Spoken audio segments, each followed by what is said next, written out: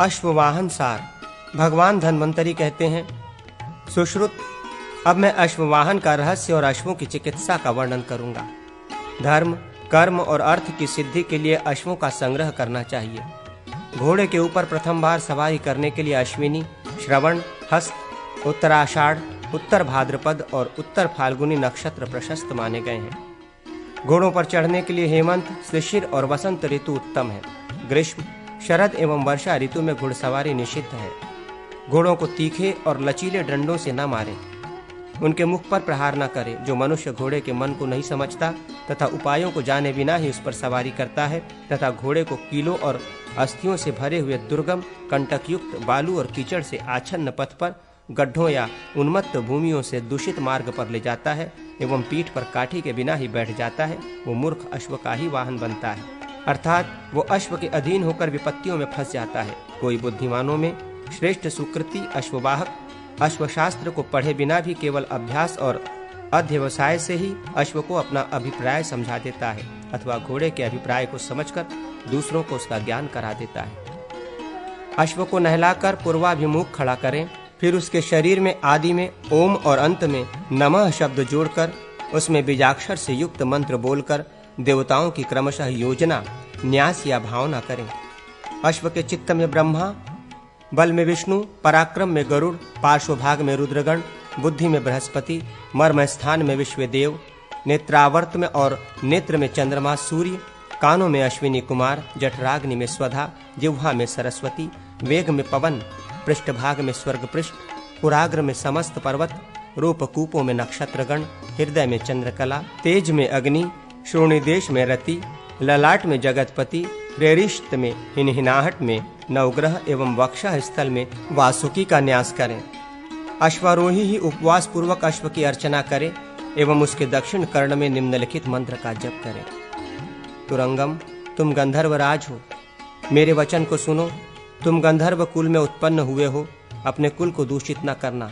अश्व, ब्राह्मणों के सत्य वचन, सोम, गरुड़, रुद्र, वरुण और पवन के बल एवं अग्नि के तेज से युक्त अपने जाति का स्मरण करो। याद करो कि तुम राजेंद्र पुत्र हो। सत्य वाक्य का स्मरण करो। वरुण कन्या वारुणी और कौस्तुभ मणि को याद करो। जब दैत्यों और देवताओं द्वारा क्षीर समुद्र का मंथन हो रहा था, उस समय तुम देवकुल में प्रादुर्भूत हुए थे। अपने वाक्य का पालन करो। तुम अश्ववंश में उत्पन्न हुए हो, सदा के लिए मेरे मित्र बनो। मित्र, तुम ये सुनो, मेरे लिए सिद्ध वाहन बनो। मेरी रक्षा करते हुए मेरी विजय की रक्षा करो। सम्रांगण में मेरे लिए तुम सिद्धि प्रद हो जाओ। पूर्व काल में तुम्हारे पृष्ठभाग पर आरूढ़ होकर देवताओं ने दैत्यों का संहार किया था। आज मैं तुम्हारे ऊपर आरूढ़ होकर शत्रु सेनाओं पर विजय प्राप्त करूंगा। अश्वारोही वीर अश्व के कर्ण में उसका जप करके शत्रुओं को मोहित करता हुआ अश्व को युद्ध स्थल में लाए और उस पर आरूढ़ हो युद्ध करते हुए विजय प्राप्त करे। श्रेष्ठ अश्वारोही घोड़ों के शरीर से उत्पन्न दोषों को भी प्रायः यत्नपूर्वक नष्ट कर देते हैं तथा उनमें पुनः गुणों का विकास करते हैं। श्रेष्ठ अश्वारोहियों द्वारा अश्व में उत्पादित गुण स्वाभाविक से दिखने लगते हैं। कुछ अश्वारोही तो घोड़ों के सहज गुणों को भी नष्ट कर देते हैं।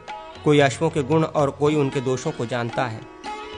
वो बुद्धिमान पुरुष धन्य है जो अश्व रहस्य को जानता है। मंद बुद्धि मनुष्य उसके गुण दोष को दोनों को नहीं जानता।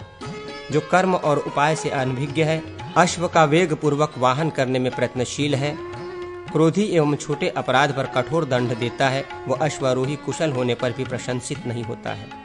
जो अश्वारोही उपाय का जानकार है, घोड़े के चित्त को समझने वाला है, विशुद्ध एवं अश्व दोषों का नाश करने वाला है, वो संपूर्ण कर्मों में निपुण सवार सदा गुणों के उपार्जन में लगा रहता है। उत्तम अश्वारोही अश्व को उसकी लगाम पकड़कर बाह्य भूमि में ले जाए, वहां उसकी पीठ पर बैठकर दाएं बाएं के भेद से उसका संचालन करे। उत्तम घोड़े पर चढ़कर सहसा उस पर कोड़ा नहीं लगाना चाहिए, क्योंकि वो ताड़ना से डर जाता है और भयभीत होने से उसको मोह भी हो जाता है। अश्वारोही प्रातः काल अश्व को उसकी वल्गा लगाम उठाकर प्लुत गति से चलाए। संध्या काल में यदि घोड़े के पैर में नाल न हो तो लगाम पकड़कर धीरे धीरे चलाए, अधिक वेग से न दौड़ाए। ऊपर जो कान में जपने की बात तथा अश्व संचालन के संबंध में आवश्यक विधि कही गई है, इससे अश्व को आश्वासन प्राप्त होता है, इसलिए उसके प्रति ये सामनीति का प्रयोग हुआ। जब एक अश्व दूसरे अश्व के साथ रथ आदि में नियोजित होता है तो उसके प्रति ये भेद नीति का बर्ताव हुआ।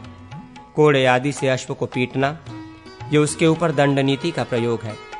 अश्व को अनुकूल बनाने के लिए जो काल विलंब सहन किया जाता है या उसे चाल सीखने का अवसर दिया जाता है, ये उस अश्व के प्रति दान नीति का प्रयोग समझना चाहिए। पूर्व नीति की शुद्धि सफल उपयोग हो जाने पर उत्तरोत्तर नीति का प्रयोग करें। घोड़े के जिह्वा के नीचे बिना योग के ग्रंथि बांधें। अधिक से अधिक 100 गुने सूत को मटकर बनाई गई वल्गा लगाम को घोड़े के दोनों गलफरों में घुसा दें। फिर धीरे धीरे वाहन को भुलावा देकर लगाम ढीली करें। जब घोड़े की जिह्वा आहीना अवस्था प्राप्त हो तब जिह्वातल की ग्रंथि खोल दें। जब तक अश्व स्तोभ स्थिरता का त्याग न करे तब तक गाढ़ता का मोचन करें। लगाम को अधिक न कसे और स्त्राण को तब तक खूब कसा कसा रखें जब तक अश्व मुख से लार गिराता रहे। जो स्वभाव से ही मुंह ऊपर किए रहे उसी अश्व का उरणस्त्राण खूब कसकर श्रेष्ठ घोड़सवार उसे अपने सृष्टि संकेत पर लीला पूर्वक चला सकता है। जो पहले घोड़े के पिछले दाएं पैर से दाई वल्गा संयोजित कर देता है उसने उसके दाएं पैर को काबू में कर लिया। इसी क्रम से जो बाईं वल्गा से घोड़े के बाएं पैर को संयुक्त कर देता है उसने भी उसके वाम पैर पर नियंत्रण पा लिया। यदि अगले पैर परित्यक्त हुए तो आसन सुदृढ़ होता है। जो पैर दुष्कर मोटन कर्म में अपहृत हो गए अथवा बाएं पैर में हीन अवस्था आ गई उसी स्थिति का नाम नाटकायन है। हनन और गुणन क्रमों में खलिकार होता है। बारंबार मुख व्यावर्तन अश्व का स्वभाव है। ये सब लक्षण उसके पैरों पर नियंत्रण पाने के कारणभूत नहीं है। जब देख लें कि घोड़ा पूर्णतः विश्वस्त हो गया है तब आसन को जोर से दबाकर अपना पैर उसके मुख से अड़ा दें। ऐसा करके उसकी ग्राह्यता का अवलोकन हितकारी होता है। रानों द्वारा जोर से दबाकर लगाम खींचकर उसके बंधन से जो घोड़े के दो पैरों को ग्रहित आकर्षित किया जाता है वो उद्दकन कहलाता है। लगाम से घोड़े के चारों पैरों को संयुक्त कर उसे यथेष्ट ढीली करके बाह्य पार्श्व भागों के प्रयोग से जहां घोड़े को मोड़ा जाता है उसे मोटन या ताड़न माना गया है। बुद्धिमान घुड़सवार इस क्रम से प्रलय तथा अविप्लय को जान ले। फिर चतुर्थ मोटन क्रिया द्वारा इस विधि का संपादन होता है। जो घोड़ा लघुमंडल में मोटन और उद्दकन द्वारा अपने पैर को भूमि पर नहीं रखता, भूमि स्पर्श के बिना ही चक्कर पूरा कर लेता है, वो सफल माना गया है। उसे इस प्रकार की पादगति ग्रहण करानी सिखानी चाहिए। आसन में खूब कसकर निबद्ध करके जिसे शिक्षा दी जाती है, तथापि जो मंद गति से ही चलता है फिर संग्रहण करके पकड़कर उसे अभिष्ट चाल ग्रहण कराई जाती है, उसकी उस शिक्षण क्रिया को संग्रहण कहा गया है। जो घोड़ा स्थान में स्थित होकर भी व्यग्रचित्त हो जाए और उसके पार्श्व भाग में ऐंठ लगाकर लगाम खींचकर उसे कंटक पान लगाम के लोहे का आस्वादन कराया जाए तथा इस प्रकार पार्श्व भाग में किए गए इस्पाद प्रहार से जो खलीकृत होकर चाल सीखे उसका वो शिक्षण खलिकार माना गया है। तीनों प्रकार की गतियों में भी जो मनोवांछित पैर चाल नहीं पकड़ पाता है उस दशा में डंडे से मारकर जहां वो पाद ग्रहण कराया जाता है वो क्रिया हनन कही गई है। जब दूसरी वल्गा लगाम के द्वारा 4 बार खलीकृत करके अश्व को अन्यत्र ले जाकर उच्छ्वासित करके वो चाल ग्रहण कराई जाती है तब उस क्रिया को उच्छ्वास नाम दिया जाता है। स्वभाव से ही अश्व अपना मुख बाह्य दिशा की ओर घुमा देता है।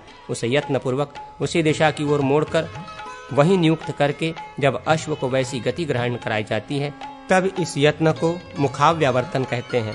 क्रमशः तीनों ही गतियों में चलने की रीति ग्रहण कराकर फिर उसे मंडल आदि पंच धाराओं में चलने का अभ्यास कराएं। ऊपर उठे हुए मुख से लेकर घुटनों तक जब अश्व शिथिल हो जाए तब उसे गति की शिक्षा देने के लिए बुद्धिमान पुरुष उसके ऊपर सवारी करे तथा जब तक उसके अंगों में हल्कापन या फुर्ती न आ जाए तब तक उसे दौड़ाता रहे। जब घोड़े की गर्दन कोमल, मुख हल्का और शरीर की सारी संधियां शिथिल हो जाएं, तब वो सवार के वश में होता है। उसी अवस्था में अश्व का संग्रह करे। जब वो पिछला पाद गति ज्ञान न छोड़े तब वो साधु अच्छा अश्व होता है।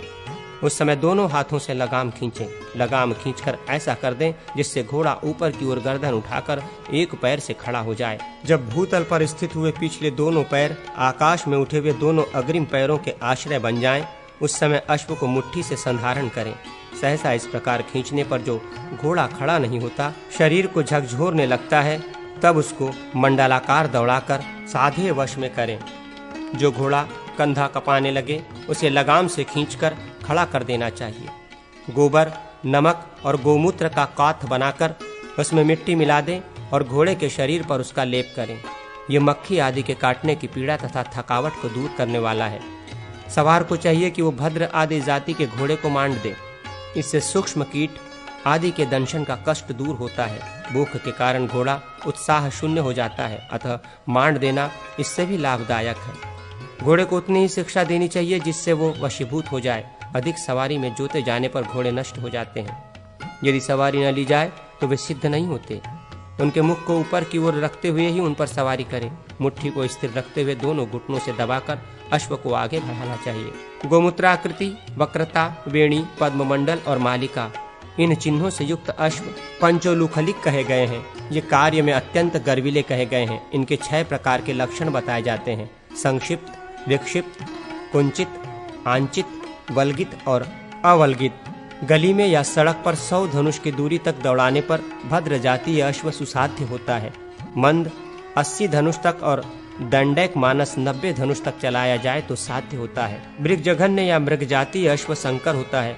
वो इन्हीं के समन्वय के अनुसार 80 या 90 धनुष की दूरी तक हाँकने पर साध्य होता है।